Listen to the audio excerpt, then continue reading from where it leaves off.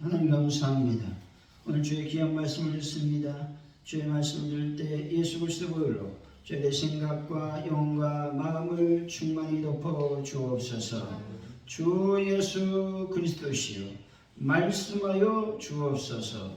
주의 종이 듣겠습니다. 예수님의 이름으로 기도하옵나이다. 아멘. 헨리 포드는 어릴 적부터 기계에 관심이 많았지만 사업가로서는 초기부터 수많은 실패를 겪어야 했습니다. 1899년 디트로이트 자동차 회사를 창립했지만 1년 만에 실패했습니다. 두 번째 회사도 곧 무너졌고 투자자들은 그를 신뢰하지 않았습니다. 하지만 그는 실패를 종말이 아닌 교정의 기회로 받아들였습니다.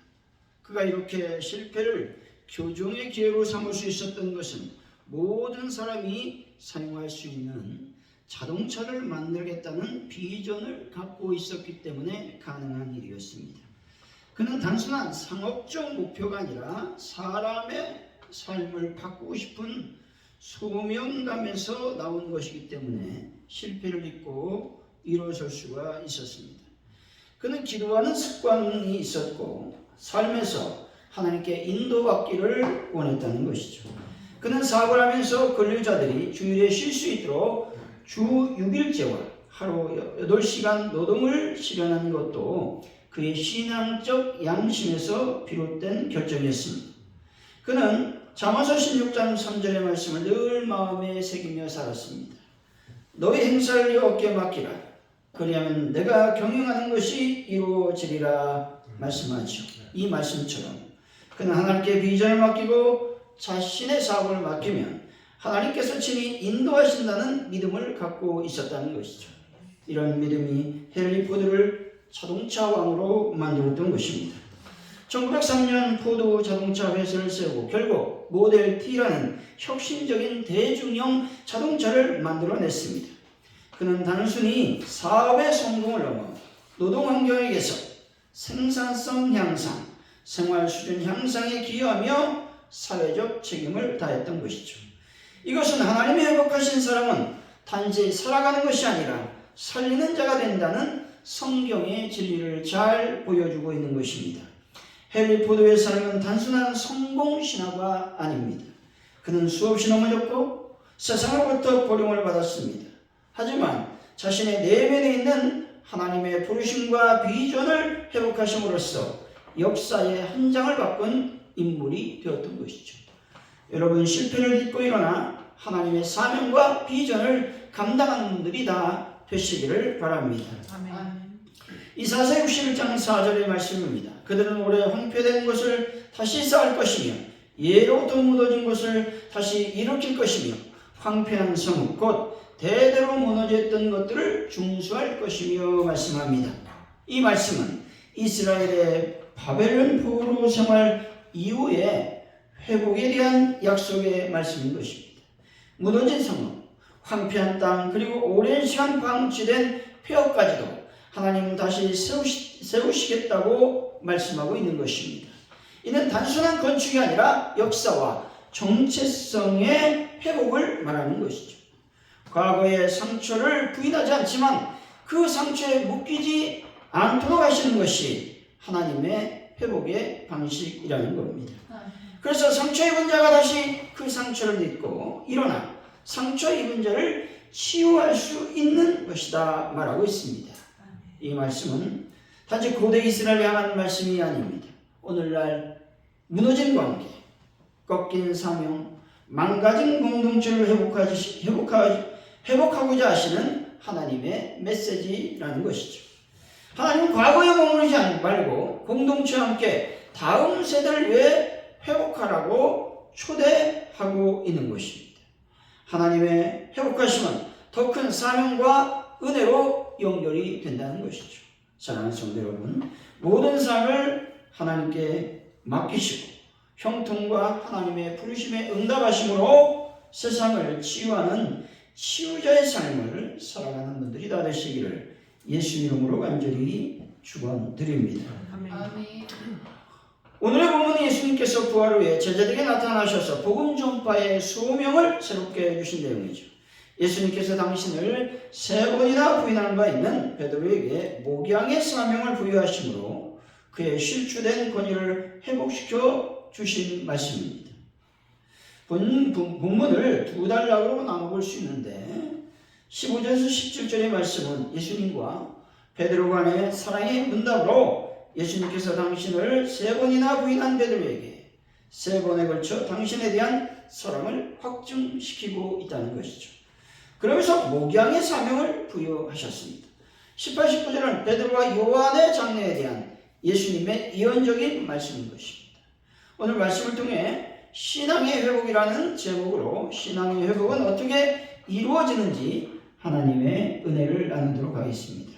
신앙의 회복은 어떻게 이루어지는 것일까? 첫째, 예수님은 실패한 자리에 찾아오심으로 신앙을 회복시켜 주신다는 겁니다. 15절이죠. 읽어봅니다. 시작. 그들이 조각 먹은 후에 예수께서 시몬 베드로에게 이르시되 요한의 아들 시몬아 내가 이 사람보다 더 사랑하라 하시니 이르시되 주님 그러하나이다. 내가 주님을 사랑하는 줄 주님께서 아시나이다 이르시되 내 어린 양을 먹이라 하시고 아멘. 예수님께서 조반을 먹으신 후에 베드로에게 말씀하신 장면이죠. 예수님께서 조반을 제자들과 함께 먹었다라는 말은 예수님께서 제자들을 찾아오셨다라는 말씀이라는 겁니다. 요한복음 21장 4절의 말씀이죠. 날이 새어갈 때 예수께서 바닷가에 서셨으나 제자들이 예수신 줄을 알지 못한지라 말씀하죠. 예수님은 날이 새어갈 때에 제자들이 고기를 잡으려고 있었던 바닷가에 찾아오셨습니다. 여기서 날이 새어갈 때라는 말은 헬라어로 프로이아스라는 단어로서 이른 아침이긴 하지만 사람을 알아볼 수 없을 정도의 어둠이 남아있는 상태를 말하는 것이죠. 하지만 우리가 이 말씀을 통해서 다시 한번 예수님을 우리가 생각해 볼 수 있는 것이죠. 요한복음 21장 1절의 말씀이죠. 그 후에 예수께서 디베랴 호수에서 또 제자들에게 자기를 나타내셨으니 나타내신 일은 이러하니라 말씀하죠. 예수님께서 제자들에게 당신을 나타내 보여주셨다는 것이죠. 여기서 나타내셨다라는 말씀은 예수님의 현현을 말하는 것입니다. 이렇게 제자들에게 예수님께서 당신을 나타내신 것은 몇 번째이냐라는 것이죠. 제자들에게만 나타나는 것은 3번째인데 다른 사람들에게 나타나는 것을 포함하면 한 4번째라고 우리가 말할 수 있죠. 첫 번째는 막달라 마리에게 나타나셨습니다. 두 번째는 도마 외에 다른 제자들이 모였을 때 나타나셨어요. 세 번째는 도마를 포함하여 제자들이 모였을 때 예수님이 현현하셨습니다.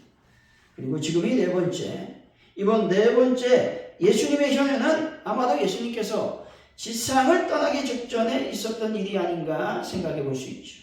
베드로가 고기 잡으러 고향으로 돌아갔습니다. 마치 예전의 삶으로 돌아간 듯한 모습인 것이죠. 그러나 그곳에서 주님이 다시 나타나셔서 불신앙과 좌절의 자리까지 찾아오시는 은혜를 주님께서 베풀어 주셨다는 것이죠. 여러분, 주님의 은혜를 날마다 경험하심으로 말미암아 항상 희망과 사명을 향해 달려가는 분들이 되시기를 바랍니다. 아멘. 차인원 교수라는 분이 있는데 이분은 생후 1년 만에 소아마비로 인해서 장애인이 되었습니다. 하지만 음악을 통해 자신의 삶을 변화시켰습니다. 그는 어린 시절 재활원에서 바이올린을 접하고 열정과 노력으로 미국 라이트 주립대학의 오케스트라 지휘자 겸 교수가 되었습니다. 그러나 그의 인생은 실로 포기하고 싶고 다른 길을 가려고 마음을 먹었던 적이 한두 번이 아니었습니다. 2살 때에 소아마비로 재활원으로 보내진 그는 춥고 배고프고 가난하여 헐벗은 삶을 살아야 했습니다. 하지만 우연히 9살 때 재활원에 서울대 교수가 찾아와서 바이올린을 배우게 되었습니다. 이때 그는 이렇게 말합니다. 가장 초라한 곳에서 가장 화려한 바이올린을 손에 쥐고 배우게 되었습니다. 라고 고백합니다. 바이올린을 그만둘 상황이 10번이나 되었는데 그때마다 음악을 그만두지 않도록 수많은 손길들이 그를 도왔다고 말하고 있습니다. 취업파의 일을 하려고 할 때 재활원의 친구들과 현악 사중주단 베네스타를 만들어 교육시킨 교수님이 계셨고 이분이 이 4명을 미국으로 유학을 보냈다는 것이죠. 바이올린을 포기하려고 했던 적도 여러 번 있었는데 특별히 박사학위를 취득하고 이 음악을 포기하려고 마음을 먹었습니다. 왜냐하면 직장을 구할 수가 없는 것이죠. 그래서 이제 친구가 치기공 일을 하고 있었는데 그 친구가 야, 이 치기공 일을 배우면 어떻겠느냐 이렇게 제안해서 그러면 내가 치기공 일을 한번 배워보겠다. 뭐 손으로 하는 일이니까 자신 있게 이제 그 일을 하려고 마음을 먹고 있었습니다. 그러나 이때 마침 미국 라이트 주립대학의 교수 임용 공고가 이제 떴습니다. 그리고 여기에 지원을 했습니다. 근데 임용고시 3가지 조건이 아주 특이한 조건이었습니다. 그것은 바이올린 전공자, 교수 현악 사중주 리더, 지휘 가능자였습니다. 근데 이런 조건으로 교수를 임용한 적이 한 번도 없었고 그 이후에도 지금까지 없었다라는 것입니다. 이때 캘리포니아에서 1년을 보내시면서 새벽기도를 1년 동안 빠지지 않고 다녔습니다. 이때 기도 제목은 단순했습니다. 하나님 한 번만 도와주십시오 라고 였습니다. 이런 1년의 과정을 통해 그는 하나님의 계획 속에는 불필요한 것이 없습니다. 하나님은 절묘한 타이밍에 하나님의 기적을 베풀어 주십니다 라고 고백합니다.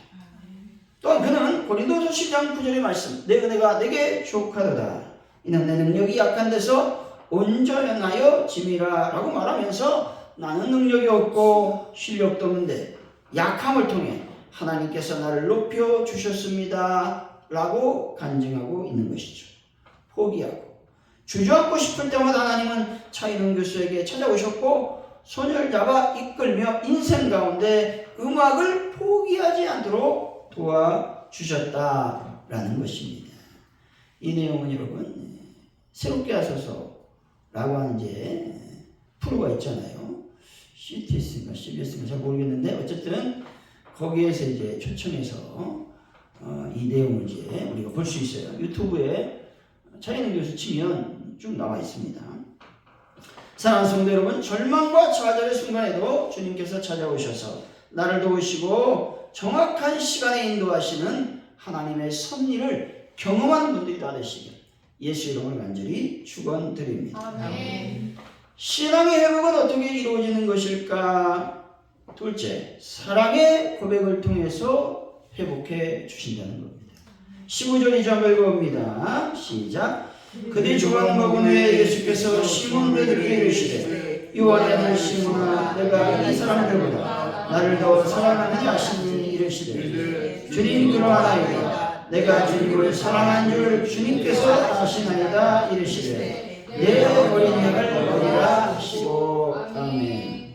예수님은 내가 이 사람보다 나를 더 사랑하느냐라고 질문하셨습니다. 이 말씀은 내가 이것들보다 나를 더 사랑하느냐라는 말로서 예수님은 베드로에게 동료들과 생업, 고기를 대변하는 물질 등보다 당신을 더 사랑하느냐라고 묻고 있는 것입니다. 다시 말해서 세속적인 것보다 주님을 더 사랑하느냐라는 질문인 것입니다.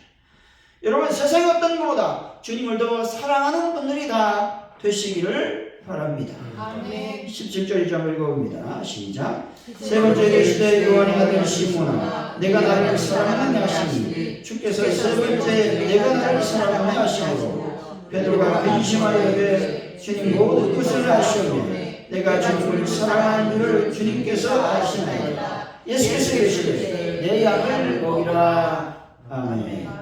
예수께서 베드로에게 3번 질문을 던지시고 당부한 말씀이 내 양을 먹이라, 내 양을 치라, 내 양을 먹이라 라고 말씀하십니다. 첫 번째와 세 번째는 양들을 목초지로 인도하는 것과 관련해 있는 것입니다. 두 번째는 양들의 모든 활동을 돌보는 것과 관련이 있는 말씀이죠. 첫 번째 질문에 대한 예수님의 답변에서 어떤 양을 말씀합니까? 어린 양이라고 말씀하죠. 여기서 어린이라고 하는 말은 베드로가 돌봐야 될 양들이 매우 나약하고 자기를 방어할 능력이 부족함을 말하고 있는 것이죠. 그만큼 베드로에게 부여된 소명은 힘이 들고 많은 사랑을 요구하고 있다는 것입니다. 예수님은 베드로의 사랑을 3번이나 확인하였고 그에게 동일한 사랑을 3번 반복하여 주셨습니다. 이것은 두 가지 의미가 있는데, 첫째, 베드로가 예수님을 3번이나 부인함으로써 실추된 명예를 회복시켜 주신 것입니다. 둘째, 교회에서의 베드로의 지도권이 다시 위임되고 있음을 말씀하고 있는 것이죠. 특히 여기서 베드로에게 주어진 권위는 교회 바깥으로 향하는 전도에 초점이 있는 것이 아니라 교회 내부에서의 지도권과 목회적 돌봄에 초점이 있다는 것이죠.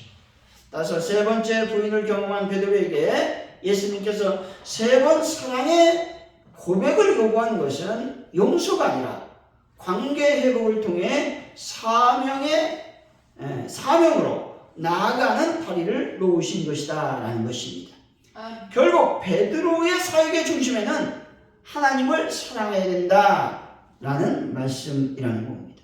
사랑과 사랑 사이에서도, 사랑과 하나님 사이에서도 사랑의 고백은 관계 회복의 열쇠가 되는 것입니다.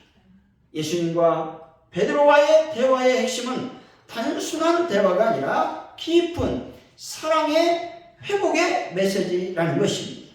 이처럼 사랑의 고백은 실패를 이겨내고 관계를 회복하여 새로운 사명을 시작하게 하는 힘을 지니게 되는 것입니다.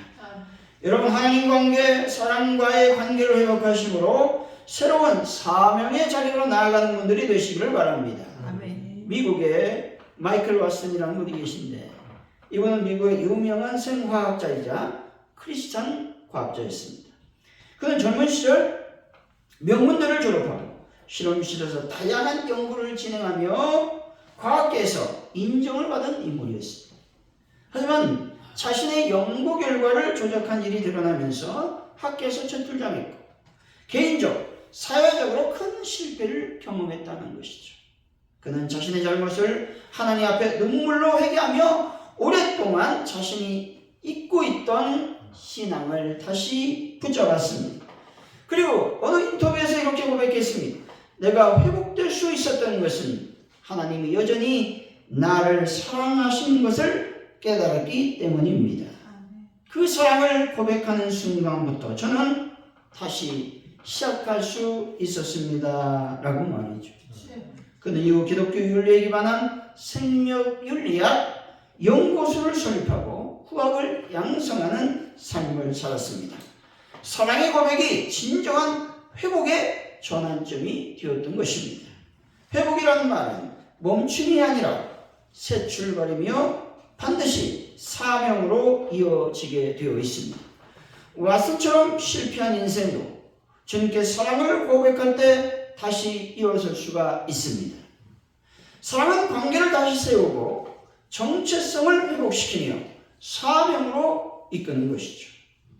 그리고 주님은 오늘도 우리의 실패한 자리에서 여전히 묻고 계십니다. 너는 나를 사랑하느냐? 라고 말입니다. 아멘. 사랑하는 성도 여러분, 하나님을 지극히 사랑하심으로 실패의 끝자락에서 새 출발하여 회복의 역사를 경험하는 분들이 다 되시기를 예수 이름으로 간절히 축원드립니다. 아멘. 신앙의 회복은 어떻게 이루어지는 것일까요? 셋째, 신앙의 회복은 사명의 길을 다시 허락하심으로 회복이 된다는 것입니다. 18절 이제 한번 읽어봅니다. 시작. 내가 진실로 내게 이르노니 내가 젊어서 스스로 뛰고 원하는 것으로 당했거니와 늙어서 내 팔을 벌리니 남이 내게 띄우고 원하지 아니한 곳으로 데려가리라. 아멘. 본절은 베드로가 십자가의 순교를 할 것이다 라고 하는 말씀인 것이죠. 내 팔을 버리다 라는 말은 구약 성경 이사야 65장 2절의 말씀, 내가 종일 손을 펴서 라는 말씀과 관련이 있는 것으로서 십자가에 못 박히는 것을 말씀하고 있는 것입니다. 띠를 띄우다 라는 말씀도 역시 넓은 사전적 의미로 살펴보면 십자가의 죽음을 의미한다는 것이죠. 예수님은 베드로에게 다른 사람이 내 손을 메고 원하지 않는 곳으로 데려갈 것이다 라고 말씀하시면서 이 말씀은 그의 순교, 즉 십자가의 죽음을 암시함으로써 회복의 끝은 편안함이 아니라 사명이라는 것을 말씀하고 있는 것입니다. 예수님은 베드로에게 원하지 않는 곳으로 데려가리라고 말씀하고 있죠. 이 말씀도 역시 십자가의 죽음을 의미하고 있는 것입니다. 초대교회 전승에 따르면 베드로는 네로 황제가 이제 핍박하고 박해할 때에 바티칸 언덕에서 십자가에 거꾸로 달려 순교했다고 전해지고 있는 것입니다. 베드로가 이렇게 순교할 수 있었던 것은 주님을 사랑하여 사명의 자리로 나가기 때문에 그렇습니다. 그리고 주님의 명령인 그리스도의 증인으로서의 삶을 살았기 때문인 것입니다. 마찬가지로 여러분, 하나님께서 우리를 택하신 것은 그리스도의 증인으로서 살게 하시려는 것임을 믿는 분들이 다 되시기를 바랍니다.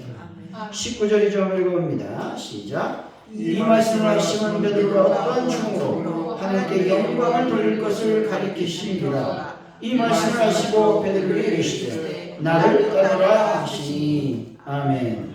사랑의 회복은 사명으로 이어지고 있는 것이죠. 카자흐스탄의 한 선교사님은 이렇게 말하죠. 암투병 중에 내 고통보다 복음을 더 사랑합니다 라는 말을 남기면서 숨을 거두었습니다. 그가 떠나며 남긴 것은 교회와 수십 명의 현지인 그리스도인이었다는 것이죠. 또 여기에서 사역하고 있는 오석지 선교사가 있는데 1992년 소련 해체 이후 공산 통치가 끝난 카자흐스탄에 정착하여 선교 사역을 시작했습니다.